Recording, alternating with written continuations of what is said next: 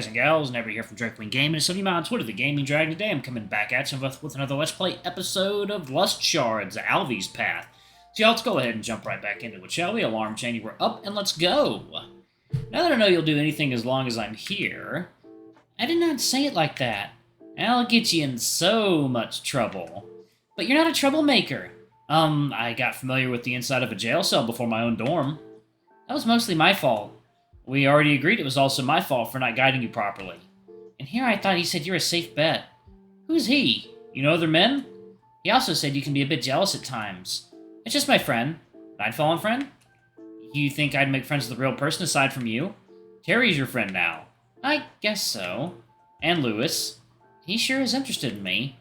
And if we do this test nicely, Dallin, Aiden, and Tate will be your friends too, I'm sure. Why all three? We're only doing this favor for Dallin. They come as a bonded pair. Ah. I also really want to meet those Nightfallen friends of yours. You said that already, and I really want you to. But it's complicated. I don't know how he'll react really well. And we can't exactly summon inside the barrier anyway, you know? Then we'll go out. No, I really can't. Why not? I know, I asked this before as well, but maybe a relationship grew enough for you to open up about it. This isn't a choose-your-own-adventure novel, Cody. It's a bit more complicated. You could have said video game. I only heard of those. Never interacted. You slam your head against the table. Are you okay? With quivering thighs and a blushing face, you hold your paws at your mouth, trying not to shed a tear. It's just a huge wave of dopamine and euphoria rushed over me, thinking of all the fun things I can introduce someone like you to. Please don't ruin my innocence. Hey, I'm the virgin here. You're already less innocent than me. Don't worry, my plans won't have drugs involved. That does not ease my worry by a lot, knowing you. Goodness, you probably don't even know what a meme is. A what? Ah! Your heart pounds faster, like you just fell in love for the first time. But that's impossible, you think? He's not even naked.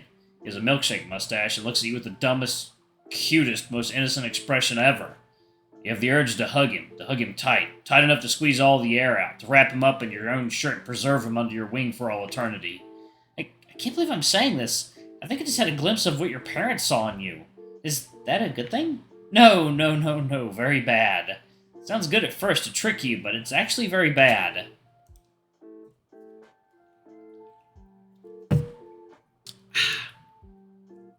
Okay.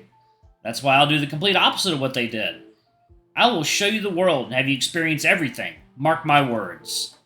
I'm afraid that getting out of the barrier will trigger some kind of location tracking device my parents put on me. What? Congrats, you reached that extra point in your video game and unlocked this piece of lore about me. What makes you think you have a tracking device? It's just hard for me to believe they didn't expect me to run away at some point. The barrier is keeping all signals inside from any device, so as long as I'm inside, if there's something on me, they can't find me. My dream demon friend told me that. How did you get here without them seeing it? My friend uses magic. When he uses his mobility spell, we get transported through this other dimension or something. Sorry, not super into magic. I studied mana, but not spells. It makes sense in any case. Do you want me to remove it? You can do that? Can you do that? I can't, but you sure can. The dog turns around, tail already wagging. If it exists, it's probably somewhere in the back. No way, Jose. What do you mean, no? Pretty please? Please with a cherry on top? Your Twinkie charm and pathetic begging will not help you this time because I literally can't. I'm too weak at the moment. What the fuck do you mean? Something wrong? Sorry, no, just need to concentrate. There are things happening at the moment. Stars aligning. Destiny's being written. Voodoo shit. I don't know. There are changes happening to both of us that is leaving me with little power. I can still do some things, but don't expect any more cleaning, repairing, or finding spells. Fuck! Actually, you know what? I don't want to make your head explode by accident. It's better I don't even try. That's a possibility? I love Alvy. I seriously need to learn spells. Well, thanks for offering anyway. My mother will probably find me eventually, with or without this possible tracker. She probably wants me back, or worse, she couldn't care less about me and wants her ring back by any means. Or maybe I'm just exaggerating everything and she's just too busy to care about anything. I mean, who's a sleeper agent she could have hired? Sebastian? Oh my god. What? It's Bean. Don't scare me like that. Think about it. Nobody would suspect him. I'm sorry to say, Alvy, those sandwiches yesterday were poisoned. Stop! Speaking of Sebastian, actually, where the heck is he? I already finished my latte, bitter as it was. Lattes usually aren't supposed to be very bitter. Our conversation just made it all the sweeter. We're overusing the sweet compliment. Perhaps. As if speaking of the devil, the cat comes out of the staff's door and hurries towards your table, taking a few sugar packets from the counter on his way. He's looking disheveled, messy, and even sweaty. His glasses crooked on his snout in a cartoonish way combined with heavy... Yeah, he just got fucked. Apologies for the wait. Do you still need sugar? Actually, I'm done with the coffee. That's right. He didn't have sugar for his latte. Okay. Which is weird. Lattes are usually... I'm thinking of an iced latte. Okay, an iced latte is usually made with sugar in it. Hot latte, you add that after. Sorry about that. Actually, I'm done with the coffee. I'm very sorry. A loyal customer from one of my other jobs came around with some requests. I tried explaining off the clock, but he sure is good at persuading. Does a barista not pay enough? We got some pretty good money with just a few hours of table service. It's a fine job. I just like to use my skills in many different places. I love interacting with people, being around them and studying them. I work as a barista here, a server at Sea in a Shell up by the coast, a barman at Dragon's Cavern, and oh, I'm a licensed therapist as well. Although I don't practice much, only on request. I heard you have some worries about an upcoming public event. Maybe I could help? How do you know that? My client from earlier asked nicely if I could extend my knowledge to you, if you want, of course. Weird things are happening, I don't know if I like it. I do. What do you suggest we could do to get over our stage fright? A bit of cliché advice, but I think an easy way to do that is to imagine the audience as something or someone less scary or intimidating. I heard earlier you said something about being able to go through anything as long as your friend is with you. Well, imagine you're having a conversation with him instead of a crowd. That makes a lot of sense. It could work. But I think it's easy to think that way now, but the fear will come back once I'm there. Put on some sunglasses? I'd like some more serious suggestions at the moment. He's actually quite on point there. Oh. The less you see your crowd, the better it will be. You, on the other hand, might have a better chance imagining everyone naked. Maybe I also use the power of friendship to get over my fright? You don't know me. You're Cody White, aren't you? God damn it. I'm quite familiar with you. How? Just who are you? Who are you or are these clients of yours? Here's the check. I hope I at least helped a little bit. You really did. I won't admit that, but thanks. And leave those sugar packets. Plate scraped clean and glasses empty, the dog reached for it on instinct, but your hand was already there, firm and casual. For a second, Alvy's ears drooped, pride bristling against reality. Then he let go. Gratitude softened the edge, even if the blush on his face lingered. He covered the bill with ease, a small smile as if to say it wasn't up for debate. I got some money now, you know. Yeah, but some ain't a lot. Besides, I have a feeling you don't know about tipping. Well, what's that? Yep. Seriously, tell me. God, he's so innocent. How is he so fucking innocent? I mean, well, his parents did kind of keep him, I guess, homebound for a while. Alright. The two step out into the daylight. Sebastian's polite come again following you out the door. The cafe's quiet home closes behind, leaving only the sound of their footsteps side by side. That cat stank of used pussy. Nice and good. Jesus Christ, Scribbles. Fucking hell. What did you think of Sebastian? Was he weird? Not at all. One of the most normal ones. More so than Bean? Please stop mentioning Bean. Peak recognizes Peak. Where to now? We still have like 2 hours until we even need to start prepping. He takes your hand in his and squeezes. I know a spot. If you want to come, that is. Do you even need to ask? I'll go wherever you are. I mean, with my friend. If you want him to get us there, it'll be faster. No boring travel exposition? Hell yeah. But I need to brace myself. Last time it did leave me a bit sick, and we just had breakfast. There shouldn't be a problem like that anymore.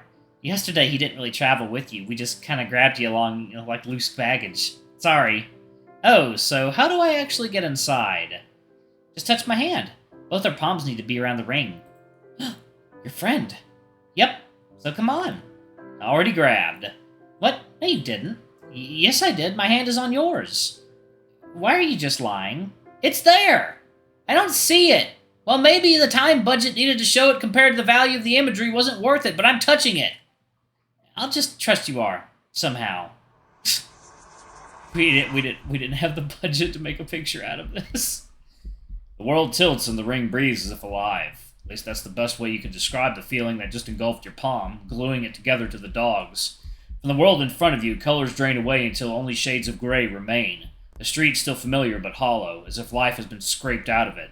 The few people on it now drift by as pale silhouettes, their shapes sliding through you without a trace. The air presses close, heavy and muted, like walking through a dream. Whoa, it's kind of cold in here. Feels like someone took the world and turned the volume all the way down. Yeah, it's quieter here, easier, but not exactly welcoming when I'm alone. Follow me, don't let go. The dog takes the first step and distance folds. Each stride pulls you forward tenfold. The hilltop you're being guided towards looming closer with every heartbeat. You steady yourself and follow his lead, moving unseen through the gray reflection of the world, feeling like an ice skater. This is so awesome! A bit slower than what I experienced yesterday, but much more pleasant. Time moves the same here, as far as I know, but space doesn't. We'll be there in just a few dozen steps. And nobody can see or interact with us here? A saving grace for me, really. I can see why. Step by step, the hill folds beneath you, distance collapsing until the climb is over. The air grows thinner at the crest, the quiet pressing deeper into your ears. Water time. Hell yeah, now we got business. At the top stands a lone tree, its branches stretched like dark veins against the pale sky. Oh, they had the budget for a tree, but not holding hands. Okay. Suddenly your ears pop and the colors reappear. You didn't even realize it, but the sound of distant birds, the wind and grass swaying are no longer silent. I didn't let go, I swear! You didn't have to. He stops his ability whenever he wants. Oh. The dog turns towards the grand openness, with his back to the city, and takes a deep breath with a smile. I always wanted to come here and relax, but I was too afraid someone would spot me. You've never been here before. I thought you were taking me to some secret spot you found with the help of a wild night-fallen friend on your first day or something. And just between us, the hilltop right outside the academy walls isn't really that unique of a spot. Then why are there dozens of people here right now? Because the hill looks like it would take the breath out of you if you don't use magic to cheat? Because it's quiet and beautiful, but also boring for town people. Why hang out with the vast expanse of the city and the forests and the ocean? Gosh, it's breathtaking. What was I saying again? It doesn't even matter. Let's just sit here and talk about things. If you like it so much, and you knew there wouldn't be people here, why did you never come? I could always see the top of the hill from the city, which means people from the city can see me here. Of course, I don't care much about that with you here. But I really wanted to check out this tree for a while now. Heh, go ham, climb that tree, girl. The dog wags his tail excitedly, but doesn't really know where to begin. Can you... I'll keep your backpack safe, I promise. You hold it gently, then watch as he scrambles to get a hold of the lowest, toughest branch, and tries to climb with his weak, pathetic nerd limbs. For the record, those were Scribbles' words, not mine. I fully support my easily pinnable nerd dog friend. Need some help? No, I'm good. I'm almost... up. You clap gleefully. Are you going any higher? No way. Understandable. You decide to sit down in the tree's shade, in a spot least affected by morning dew and with the shortest amount of grass. It actually looks like this place has been sat on quite often, judging by the shorter trampled grass here. The dog looks too busy studying the tree's swirling bark to listen. Has nature always been a special interest of yours? Huh? Oh, yeah, I mean, not all nature. I think it's very interesting, but please don't think I'm some kind of tree hugger. I'm mostly interested in nightfallen. It just so happens this is their home. But when a tree has naturally swirling branches, I can't help but be mesmerized. You don't say another word, ripping out a cat's tail stem to chew on. You keep your gaze upwards at the dog, checking the thick branch he's on, scared not to fall. Whatever you say, my little tree hugger. Oh, lordy. Alrighty, y'all. I'm going to go ahead and pause it right there. Thank y'all so much for watching. Don't forget to like, comment, subscribe, ring that notification bell, and check out our Patreon or YouTube memberships if you can. It always helps. But anyway, I love you all, and I'll see y'all in the next video. Bye-bye.